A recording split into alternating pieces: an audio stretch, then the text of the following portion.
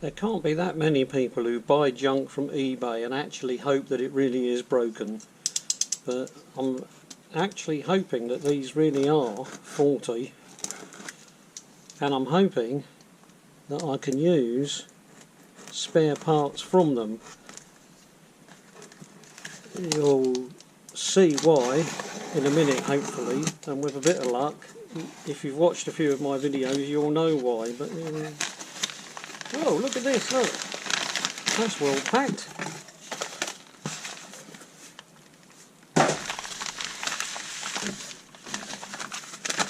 Designed for recycling.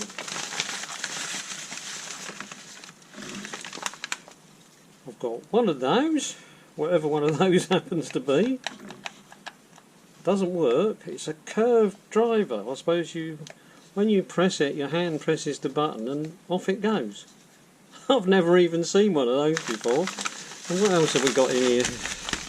And we've got one of these. Doesn't seem to work either. It's got forward and reverse. And that's great, because at least neither of them work. Because the problem that I've got, and I don't know if any of these are going to solve it, is I've still got a Black & Decker with 3 of those. And those are all chewed up and broken. And I've never managed to buy any of these. So I keep hoping that one day I'll buy one of these and some of the gears will be stripped but some won't, and those gears will match my gears. But who knows? Right, what shall we do first? Well, I've never actually seen one of these before, so I think I'm going to look at this one first. Right, I think I'll use my newly fixed up Panasonic. 1, 2, it's not fitting these screws very well though. So that's not the drill's fault, that's the... No, come on. No, it doesn't want to go on that one. Doesn't want to go on that one either. Let's try a smaller screwdriver. Oh no, they are undone, they're just not coming out. That's all loose. Yep, that's all loose, they're just not coming out. Right, put that over there. Right, 1, 2, 3, 4. Come on. Oh, 5. There we go. 5 of those. Right, what now? What do you reckon? Does the nose come off? No, it doesn't seem to move. Switch doesn't do anything. Oh look, there's a charging thing in the bottom there. Oh, that's a weird design. I haven't seen one of those before. Right, let's... does this come apart? I think it must come apart somewhere around this centre section, mustn't it? No, doesn't want to come apart there though. No, it needs something to push in there, I think. Let's try that. What is that stuck? Is it this, do you think? Sticky label? Can we get a sticky label off?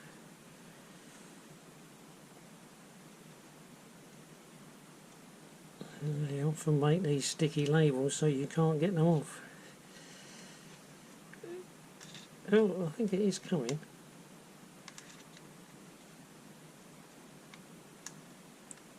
Come on, don't rip. I know lots of people who repair tools, they can do wonderful stuff on computers and make new labels, and I have tried, but I don't really have a lot of luck with that sort of thing. It's a skill I don't really possess. Oh, that's come off there, okay. Right, now let's see. Yep, that's going to come off. Right, so that's that can go over there. But does that help? I don't think it does. I think that's still... Why is that so tight then? Because it's moving on this side. We've got plenty of movement there, but none at the bottom. The screws are all out. Let's give that a bit more of a twist perhaps. Oh, it does not want to move. Oh, there we go. It's just a very tight fit. Maybe Black & Decker were looking at Bosch. Their stuff is usually a nice tight fit. Oh, that's come out. Oh, this is lifting off. Yeah, that looks quite well made. I always like looking at the quality of how these things are finished, because Black & Decker stuff is often not very well made and Bosch stuff is often very well made. Right, let's have a look. What have we got here? Well, we've... Oh, crikey, that's unusual. That's well jammed in, that board. Crikey. That must be where the switch presses to power it, and obviously it's not doing that. What about, can we take this off? No. Does it twist? Ah, let's see if it... Oh, there we go.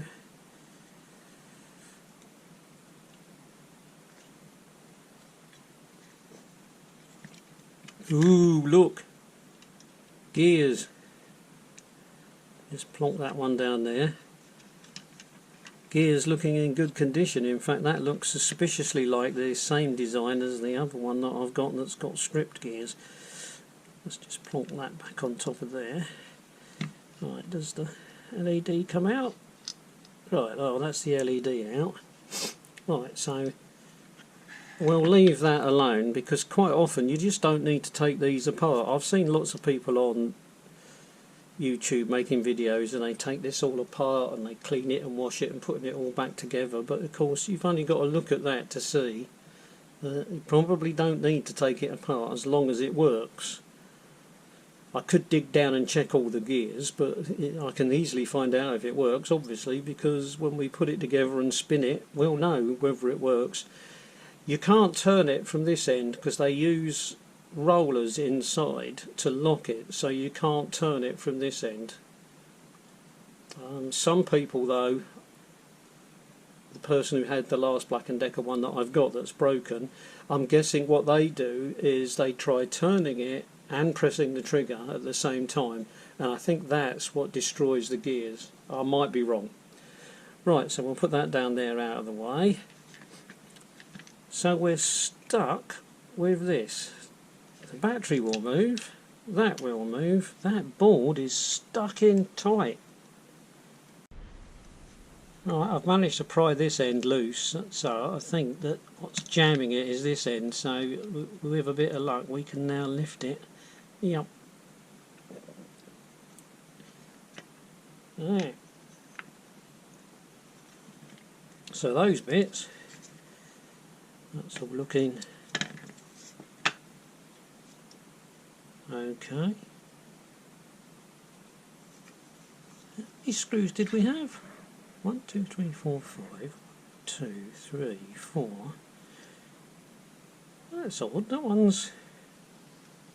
it's all mashed up inside. Oh, we'll have to have a look at that when we put it back together again.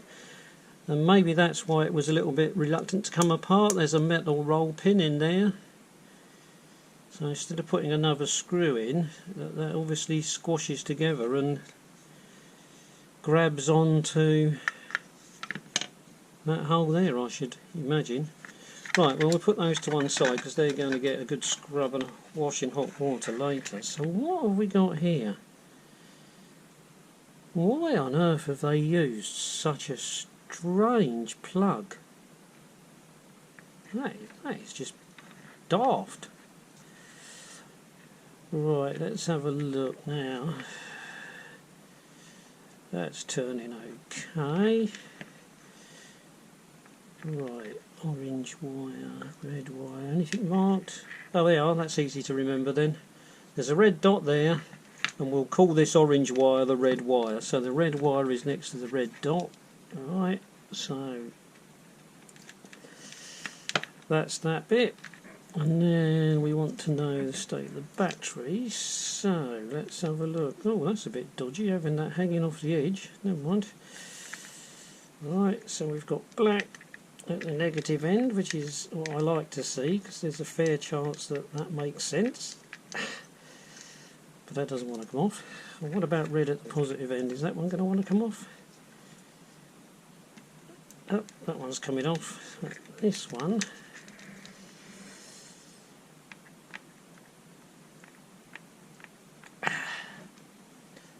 requires a bit more force.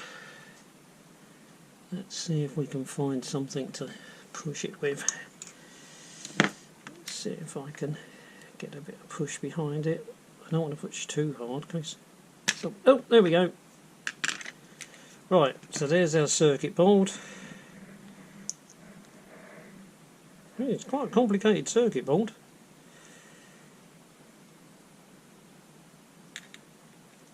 I just do not understand why they did that, because that would make it some sort of proprietary. Well, I'm guessing that that's plus and minus in there. Why didn't they just use an ordinary bayonet connector? I mean, that's just, it doesn't make any sense. Never mind, that's up to them. Right, so we need to test the battery. Right, well that's an easy one to do. Let's get the meter in quick. Let's see what the battery says. What's this? Oh, that's very good. That looks red, so you could think it's plus, but it's not, because plus is that one. Right, let's put that on there, on the minus, this on the plus. Oh, so the battery is absolutely dead. That's never a good sign, because I've found that these do struggle to come back from the dead. Right, let's try my little power supply.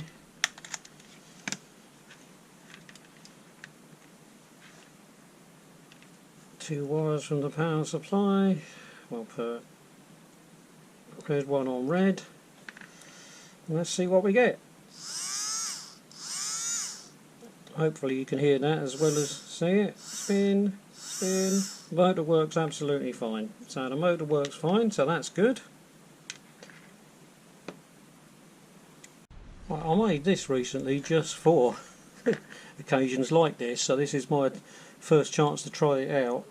It can hold two 18650s, but I've only got it wired, so this one is the one that it will actually connect to. Plus, marked plus and minus, so that should just squeeze in there nicely. And then there's just a TP, whatever it's called, something 401 or something, I forget exactly what they're called, but it's charge control board. So if we turn that on to 5 volts, we should get a red light telling us it's charging. Now I could just put this in my usual charger, but I thought it would be handy to have one that just did one battery like that every now and again, so that I don't have to muck about pulling the charger out and setting it up. I can just stick that to one side, and it's on a little USB wall wart plug, and it can charge.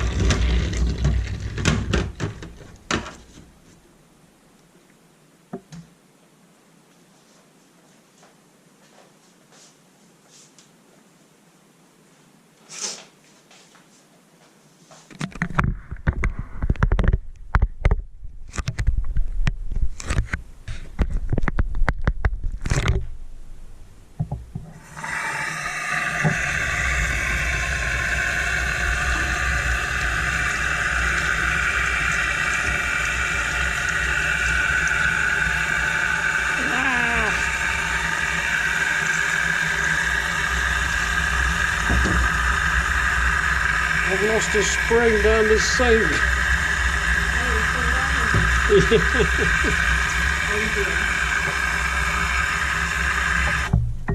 Oops! Right, I charged up the battery yesterday, so it's had some time to go flat again if it wants to. And I was surprised it charged up, and if you look at the meter, more or less 4.1, it was on about 4.15 yesterday after it finished charging, so it looks like the battery is going to work. I thought it might be an idea to test the gearbox in motor in one go, so I've just pushed the motor on there and then it twists and locks in place. So I'll get the...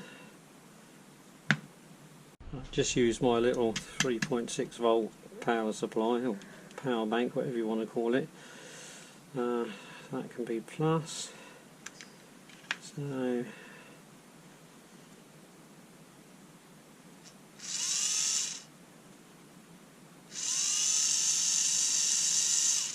that's going round okay, it's not making any odd noises.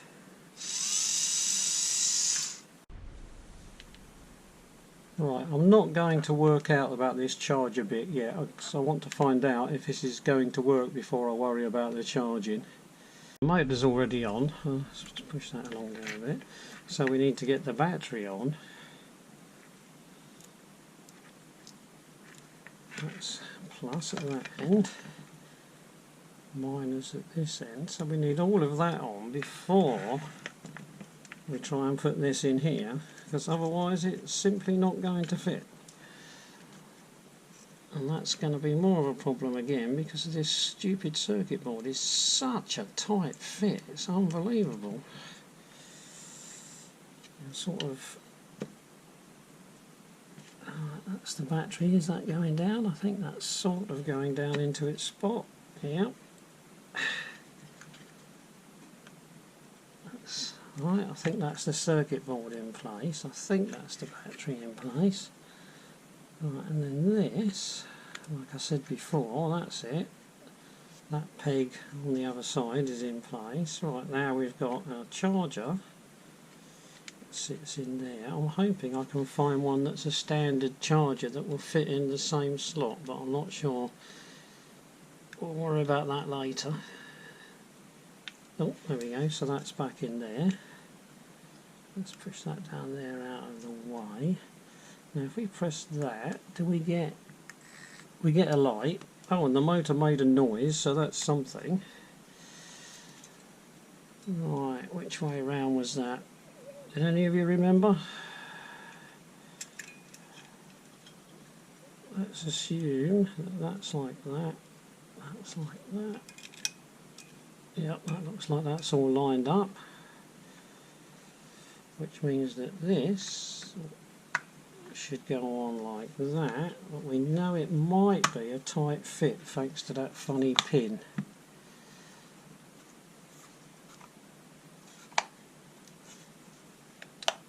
It's a very tight fit at this end, but like I say, there was that strange pin at that end. But that looks like it's going on, so we'll find some screws, screwdriver bit, right, one, right, let's try our instant stop drill, see how that gets on. Oh, still span round, perhaps we need it on a slower speed. Oh no, I've got it on a high setting as well, that's not a good idea. It's supposed to be on the slowest setting, you idiot. Oh, look at that. I love the way that just stops. Stop. Stop. I don't think that one's on the... Stop. So look at that. Oh, stop straight away. Right.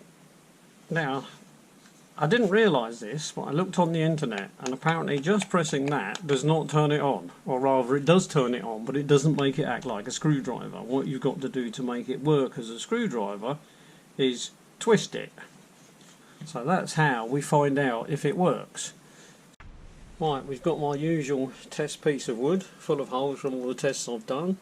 Same screwdriver bits I always use. Right, now apparently when my hand rests on the top it should automatically press the button, which it does. I can feel it. Oh, and the light comes on.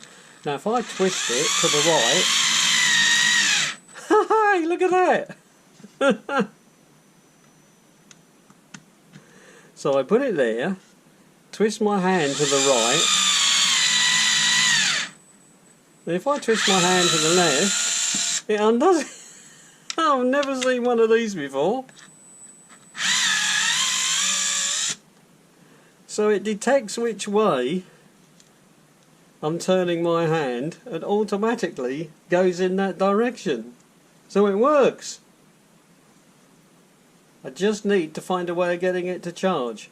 Apparently it takes 7 volts, and I'm not going to use that stupid Black & Decker charger, so I need to get rid of that.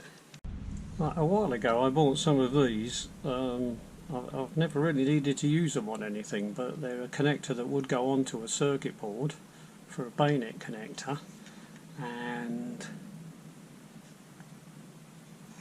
it looks practically the same size as that one. I'm not sure if it is exactly the same size, but I think we're in with a chance of getting it to fit in there. Now before I touch anything, I'm just going to disconnect that battery lead, or at least I think I am. Let's just get that out of the way. This can pop out. Now if that is more or less the same size, which pretty much the same size that way, pretty much the same size that way, I mean I could just make up a lead if I could buy that plug. I don't know if I can buy that plug, but when you think about it, why bother? Because I've probably got lots and lots of connectors lying around.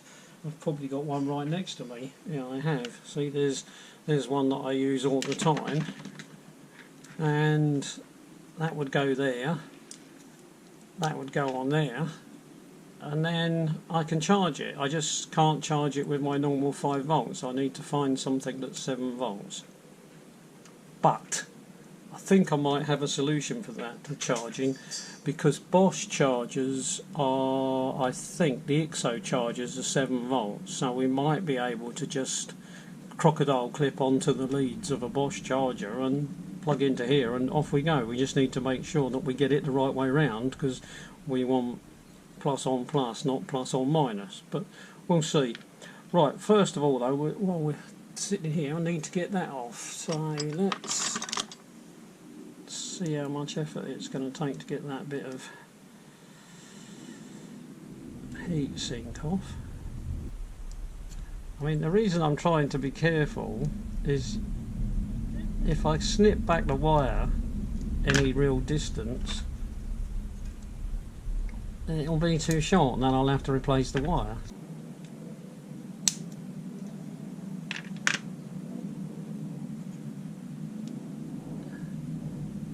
I guess I should check that this actually fits first.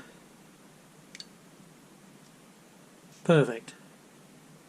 So we're alright on that score. I can't solder it while it's there because that's too near the circuit board. I'm not going to risk that.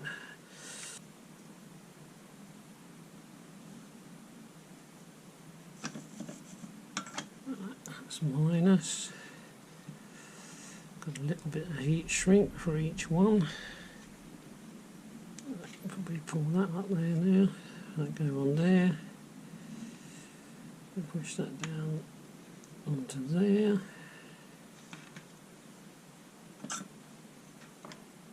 I'm not going to go and get the hot air blower just for this little bit, so we'll make do with the soldering iron. Put the battery back on. Right, and there you can see we've got a standard connector. Right, let's see if our lid will go back on okay.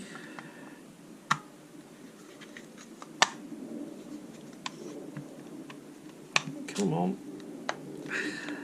I know that bit's going to be a bit of a squeeze.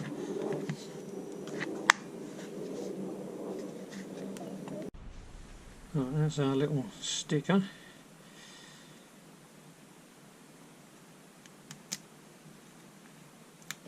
That's everything about it.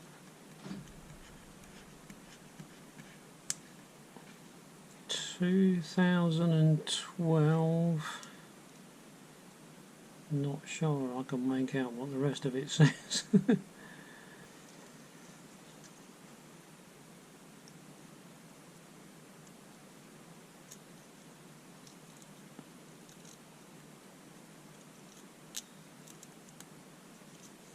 That bit's come off. Why is it other YouTubers make all this seem easy? Although I'm struggling just to cut off sticky tape.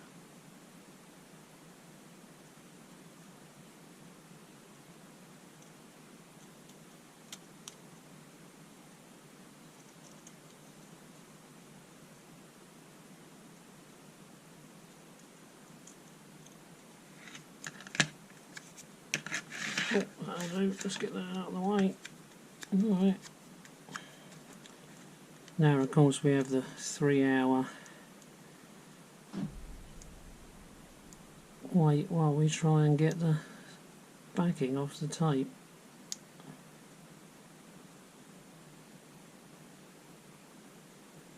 Oh, no, look at that. Look, it's coming off. Crikey, you saw that in real time. Right, and we just need to work out where that was, which I think it was there. Does it matter which way it goes? Not really, I don't suppose.